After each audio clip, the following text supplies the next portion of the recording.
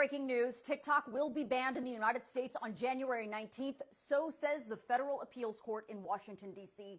The three-judge panel issued their ruling on TikTok's case just moments ago in this 92-page order. The judges ruled the Protecting Americans from Foreign Adversary-Controlled Applications Act does not violate the First Amendment rights of TikTok or its users. The judges said they realize 170 million Americans use the platform every day, and this ruling could take away a place for them to express their free speech and take away, in some cases, their ability to make money. But the court said Congress knew all that and passed the bill anyway.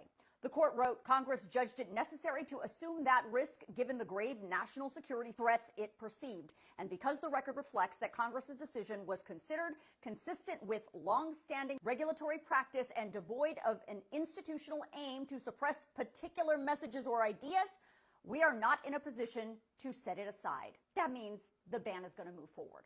So what's next? Well, likely TikTok will file an emergency appeal to the United States Supreme Court. And there are two options there. Either the court can take this case on an emergency basis, or they can choose not to take the case. They are not required to hear it. Now, if the justices choose not to take the case, this ruling will stand and it's over. If the Supreme Court does decide to take the case, then it is possible that they will put the ban on pause while the case plays out.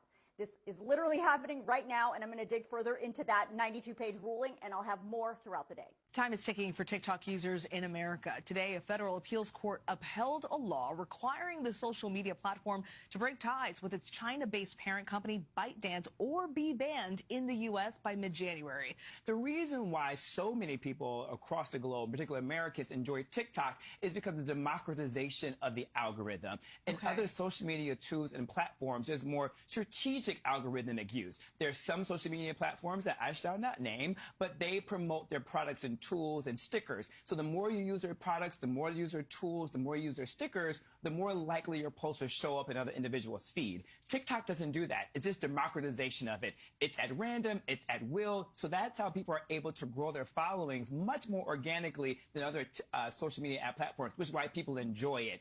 TikTok is saying if you remove that functionality from the main hub and system, it no longer will work in that algorithmic form. There's something else I want to clarify too as well, because people keep saying, well, China won't allow it, so then therefore that's reason alone for national security. That's not true.